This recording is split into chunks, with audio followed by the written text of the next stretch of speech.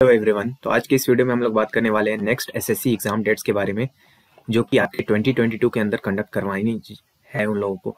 और सीईटी होना है कि नहीं होना है, इसके ऊपर भी थोड़ी सी बात करेंगे। सबसे ज़्यादा इसके ऊपर बहुत घुस घुस के देखा है, पीआईबी के डॉक्यूमेंट्स में गया, काफ़ी पीडीएफ्स पढ़े, तब जाके कुछ इसमें मुझे बोलने लायक लगा। और ध्यान रखिएगा, सारा का सारा यहाँ एक्सपेक्टेशन है। कोविड की वजह से कोई भी इंसान या कोई भी ऑर्गेनाइजेशन सही बात पूरी आपको नहीं बता सकती कि जो मैंने बोला है एग्जैक्ट होकर के रहेगा, क्योंकि बहुत सारी चीज़ें उनके हाथ में भी नहीं है, हमारे हाथ में भी नहीं है। तो देखिए, सबसे पहले एसएससी के एग्जाम कैलेंडर की बात कर लेते हैं। सबसे ज़्यादा चर्चा इसी की हो रही है। देखिए, एसएससी सबसे पहले तो अब ईयर लॉन्ग का कैलेंडर नहीं रिलीज कर रहा। जैसे बैंक के अंदर आईबीपीएस का क्या होता है कि वो एक साल का कैलेंडर लगभग एक साथ रिलीज कर देता है। यूपीएससी में भी वही होता है कि एक साल पहले ही उनका पूरा कैलेंडर आ जाता है। वो लोग काफी कॉन्फिडेंट होते हैं। लेकिन एसएससी में एक तो है कि वो लोग लेट लतीफ होते हैं, डिसिप्लिन की काफी कमी है, सही से एग्जाम कंडक्ट नहीं करवा पाते। तो वो लोग अब क्या करें कि 2-2 महीने का कर रहे हैं। ऊपर से कोविड की वजह से ऐसे भी चीजें मुश्किल हो रही है, तो वो लोग 2-2 महीने का कर रहे हैं और उसको पूरा कर रहे हैं। अभी इनके साथ एक पॉजिटिव बात यह है कि 2 महीने का ये लोग रिलीज तो कर रहे हैं, लेकिन उसको पूरा भी कर दे रहे हैं।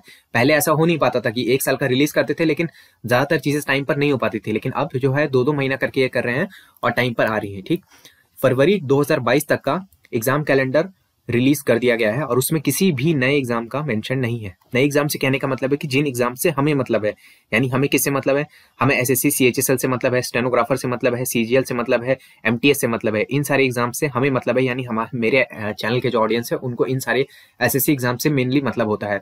तो इन सारे एग्जाम्स का कोई खास जिक्र नहीं किया गया है। नेक्स्ट 2 मंथ्स का कैलेंडर जो है वो दिसंबर लास्ट वीक या जनवरी फर्स्ट वीक तक एक्सपेक्टेड है। अभी तक का जो ट्रेंड है, जिस तरह से एग्जाम कैलेंडर आता है, वो इस टाइम के अराउंड ही एक्सपेक्टेड है। हो सकता है इससे थोड़ा सा पहले भी आ जाए। तो फिर क्या आएगा, यानी मार्च और अप्रैल का कैलेंडर आने वाला है। ठीक, अब वो कैलेंडर कैसे आता है, उसमें एग्जाम डेट्स क्या रहती है, वो इन सब चीजों पर निर्भर करेगा कि सीईटी का सीन क्या रहता है। सीईटी के ऊपर सब कुछ निर्भर करने वाला है। अब एनआरए सीईटी, इसका क्या होने वाला है, तो देखो 40% चांस है कि एग्जाम्स जो है वो एसएससी ही कंडक्ट करवाएगी और 60% चांस है कि सीईटी। देखो, सबसे पहले एसएससी की बात क्यों है, 40% चांस इसका क्यों है, क्योंकि बात क्या हुई थी कि एसएससी, बैंक और रेलवे तीनों के एग्जाम साथ में कंडक्ट करवानी है, यानी तीनों का प्री या फिर जो टीयर 1 का एग्जाम होता है वो साथ में कंडक्ट करवाया जाएगा। अब ध्यान से समझना बात को, रेलवे का तो कोई एग्जाम का सीन ही नहीं रहता, वो लोग तो अलग ही दुनिया में रहते हैं, उनका तो एग्जाम ही काफी लेट से होता है, तो उनको नहीं भी काउंट करो तो चलेगा। बैंक ने क्या किया है कि बैंक ने सारे अपने 2021 के एग्जाम करवा लिए हैं, कैलेंडर में खुला रिलीज किया है और सारे एग्जाम्स अभी हो रहे हैं। आई थिंक अभी आईबीपीएस का एग्जाम्स चल रहे थे, एसबीआई का हो गया। खैर, एसबीआई तो इसमें आने भी नहीं वाला था, लेकिन आईबीपीएस के काफी सारे एग्जाम्स, आरआरबी के एग्जाम्स, वो सारे हो चुके हैं। तो उम्मीद है कि एसएससी भी अब अपने 2021 वाले एग्जाम्स के लिए लड़ाई झगड़ा करके उसको करवा ले। लेकिन क्या आपको रियली में लगता है कि एसएससी को मतलब है अपना एग्जाम्स कंडक्ट करवाने से, लड़ाई झगड़ा करने से? ये लोगों ने जिस तरह का अपना सेंस दिखाया है, तो इसीलिए मैं इसको 40% पर रख रहा हूँ कि बहुत ज्यादा उम्मीद नहीं है इन लोगों से, ज्यादा उम्मीद लगानी भी नहीं चाहिए। 60% चांस सीईटी का क्यों है, चलिए सीईटी के रिगार्डिंग जो भी हमारे पास इन्फॉर्मेशन है वो यहाँ पर मैं आपके साथ शेयर करता हूँ। सबसे पहले आप देखो कि union minister doctor Jitendra Singh, इनके कुछ बयान आते रहते हैं और जो भी न्यूज़ बनता है, स्पेशली यूट्यूब पे जो सारा क्लिकबेट चलता है वो इनके नाम से ही चलता होगा। तो आप लोग अभी तक इनका नाम तो सुन ही लिए होंगे, अगर आप सीईटी को लेकर के थोड़ा सा भी सीरियस हैं और इधर उधर देख रहे हैं तो देखो 9 सितंबर 2021 को ये पीआईबी की, मैं यहाँ पर आपको दिखा रहा हूँ वेबसाइट, ठीक है, ये प्रेस इन्फॉर्मेशन ब्यूरो, ये सरकार का ऑफिशियल न्यूज़ वेबसाइट है, इसे डाल रखी है। यहाँ पर फर्स्ट नंबर, सेकंड नंबर, इससे हमें कोई खास मतलब नहीं है। थर्ड नंबर पे आप देखोगे, common eligibility test will be conducted across the country from early 2022। इन जनाब ने ही पहले बोला था कि सितंबर 2021 में हो जाएगा, लेकिन ऑब्वियसली कोविड की वजह से बहाना लग गया, और जो भी बोलो बहाना लग गया या फिर जेन्युइन कारण था, कुछ भी था, सितंबर 2021 में तो नहीं हो पाया। इन्होंने क्या कहा है, कंडक्ट करवाया जाएगा across the country from early 22। कुछ लोग कुछ चैनल्स में मैंने ये भी देखा, वो लोग ये बोल रहे थे कि अर्ली 2022 में तो सीईटी का गठन ही किया जाएगा, यानी मतलब सॉरी, एनआरए का गठन किया जाएगा, जो कि सीईटी को करवाने वाली नेशनल रिक्रूटमेंट एजेंसी का गठन होगा। लेकिन मैं अभी आपको बताता हूँ कि एनआरए का गठन ऑलरेडी हो चुका है। वो कैसे हो चुका है मैं आपको बताता हूँ। फिर बाकी नीचे जो चीजें हैं, इन डिटेल्स में उतना जाने का जरूरत नहीं, बोलोगे मैं सारे लिंक आपको डिस्क्रिप्शन में लगा दूंगा। तो कहने का क्या मतलब है कि अर्ली 2022 में एग्जाम्स हो जाएंगे, मतलब शुरू हो जाएंगे। अर्ली का क्या मतलब होता है, अब ये भी काफी वेग टर्म है। अर्ली का क्या मतलब होता है, इन जनरल आप किसी समझदार इंसान से बोलोगे तो 12 महीने का होता है, तो वो बोलेगा कि चलो शुरुआत के 3 महीने के अंदर अगर हो जाए तो उसको हम लोग अर्ली मान सकते हैं। ठीक, हालांकि अर्ली का मतलब वैसे तो जनवरी निकाला जाना चाहिए, लेकिन चलो ठीक है, मार्च तक हम लोग मान सकते हैं। 5 नवंबर 2021 को एक और रिपोर्ट आई थी नेशनल रिक्रूटमेंट एजेंसी के बारे में, एक समरी डाला हुआ, ये भी पीआईबी के ऊपर ही है, प्रेस इन्फॉर्मेशन ब्यूरो का यहाँ पर एक फैक्ट शीट होता है, इसके अंदर आया है। और इसमें कुछ चीजें बताई गई हैं जो अंदर से हम लोग को पढ़ के आना होगा। देखो पहले तो यहाँ पर सीईटी का पूरा समराइज किया गया कि सीईटी क्या है नहीं है, तो ऑलरेडी आप लोग बहुत सारी चीजें जानते हो। डिटेल्स में पढ़ना चाहते हो तो इसका लिंक भी डिस्क्रिप्शन में डाल दूंगा। इसमें क्या है कि पहले आपको एक टाइमलाइन बताया गया है कि 19 अगस्त 2020 को प्रपोजल डाला गया, ठीक है, और NRA has been registered as a society and a certificate for registration has been issued on December 12 2020। तो इसको थोड़ा सा जूम कर देता हूँ, ठीक। देखो एनआरए जो है वो रजिस्टर हो गया as a society and certificate for registration 12 दिसंबर 2020, यानी एनआरए बन चुका है।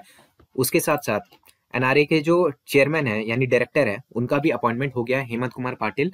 ये अपॉइंट कर दिए गए हैं नेशनल रिक्रूटमेंट एजेंसी के एज अ डायरेक्टर। और ये न्यूज भी आप देखो कि काफी पुरानी है, यानी कि हो क्या रहा है कि एनआरए बन चुकी है, उसका डायरेक्टर आ गया है। अब मुझे मतलब क्या लगता है कि ये जो डायरेक्टर साहब हैं, ये डायरेक्टर साहब सिर्फ बैठे तो नहीं होंगे अपने चेयर पे, इनके साथ कुछ इनको स्टाफ भी दिया गया होगा, कुछ तो काम कर रहे होंगे। अब वो काम कितने स्लो कर रहे होंगे, कितने फास्ट कर रहे होंगे, हमें नहीं पता, बट हम लोग ये एक अंदाजा लगा सकते हैं कि कुछ तो काम चल रहा होगा, ठीक।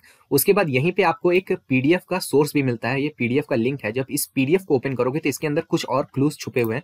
ये इसमें एक क्लू छुपा है। क्लू क्या छुपा हुआ है कि जब एनआरए के बेनिफिट्स आपको बताए जा रहे हैं, तो यहाँ पर आप राइट साइड में ध्यान दो कि focused approach to tier 2 exams, यानी सीईटी टीयर 1 को रिप्लेस कर देगी तो आप टीयर 2 पे फोकस कर सकोगे। अब ये जो टीयर 2 है, इसको जरा गौर से देखो।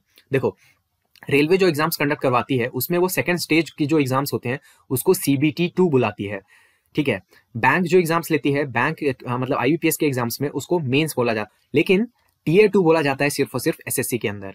मतलब एसएससी, बैंक, रेलवे, इन तीनों में अगर मिलाया जाए तो सिर्फ एसएससी के अंदर टीयर 2 बोला जाता है अपने सेकंड स्टेज वाले एग्जाम्स को। यानी कि पहले से गवर्नमेंट का एक सोच रहा है कि बली का बकरा तो एसएससी बनेगा। तो अब अगर एनआरए होता है तो कब से हो सकता है?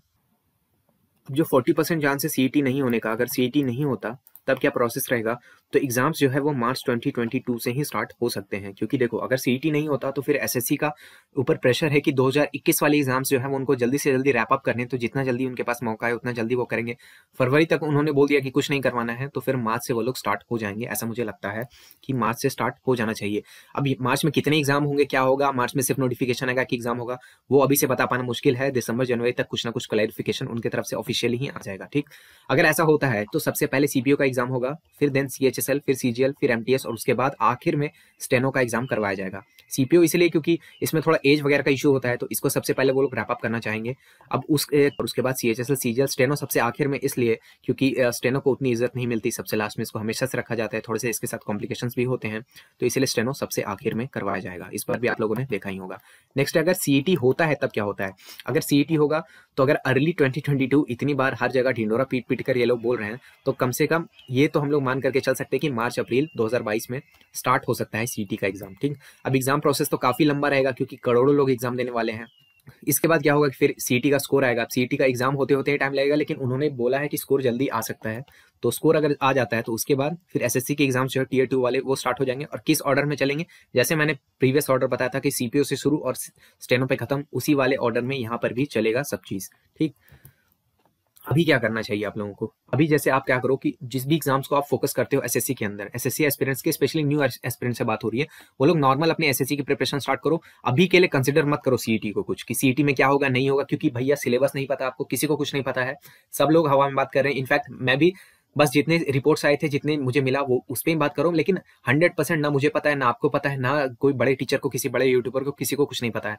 तो अभी आप क्या करो कि सीईटी को कंसिडर मत करो, नॉर्मल एसएससी का प्रिपरेशन स्टार्ट करो। जहां से भी आपको कोचिंग लेके करना है कोचिंग लेके करो, बिना कोचिंग के करना है बिना कोचिंग के करो, बुक से करना है, कहीं से भी करना है वहां से करो, लेकिन शुरू कर दो। अभी वेट मत करते रहो कि सीईटी का नोटिफिकेशन आएगा फिर तैयारी शुरू करो, क्योंकि आपके कॉम्पिटिटर्स ऑलरेडी शुरू कर चुके हैं, बहुत पहले स्टार्ट कर दिया था उन लोगों ने। आप लोग अपना एसएससी का प्रिपरेशन स्टार्ट करो। इससे आपका होगा क्या कि जीके, इंग्लिश, रीजनिंग, मैथ्स, ये सारी चीजें आपके बेसिक लेवल पे तो प्रिपेयर हो जाएंगी, जब तक कि आपको कुछ ऑफिशियल पता नहीं चलता। अब मान लो ऑफिशियल सीईटी का नोटिफिकेशन आता है, उसमें एक सब्जेक्ट नहीं होता, तो आपके फायदे में ही रहोगे। आपका एक बेसिक लेवल का प्रिपरेशन तो हो चुका होगा, उसके बाद जो भी आपको एक्स्ट्रा करना है वो आप उस टाइम पे कर सकते हो। सीईटी आने, ऐसा नहीं है कि मतलब आज नोटिफिकेशन आएगा और कल से एग्जाम स्टार्ट हो जाएगा, उसमें भी आपको ठीक ठाक टाइम दिया जाएगा कि आप सीईटी के लिए एडजस्ट कर जाओ। तो इसलिए आप बेसिक प्रिपरेशन स्टार्ट करो, जहाँ से भी जिस भी सोर्स से करना चाहते हो वहाँ से बिंदास होकर के करो। हम लोगों ने कुछ सोर्सेज बताए हैं, वहाँ से करना चाहते हो वहाँ से कर लो, जहाँ से मर्जी वहाँ से कर सकते हो, ठीक है। तो अभी सीईटी को कंसीडर मत करो। जहां तक बात है स्टेनो वाले कैंडिडेट्स, तो उनके लिए मुझे स्पेशल वीडियो बनाना पड़ेगा, उनको थोड़ा अलग से एड्रेस करना पड़ेगा, क्योंकि वहाँ ये वीडियो ऑलरेडी बहुत लंबी हो रही है और उसके अंदर थोड़ी कॉम्प्लिकेशंस है, तो उसके ऊपर मैं बाद में बात करूंगा, नेक्स्ट वीडियो में बात करूंगा, ठीक है। तो आई होप आपको वीडियो देख करके कुछ यूजफुल इन्फॉर्मेशन मिला होगा। वीडियो को देखने के लिए आपका बहुत बहुत धन्यवाद। मेरा नाम है ऋषिकेश। जय हिंद।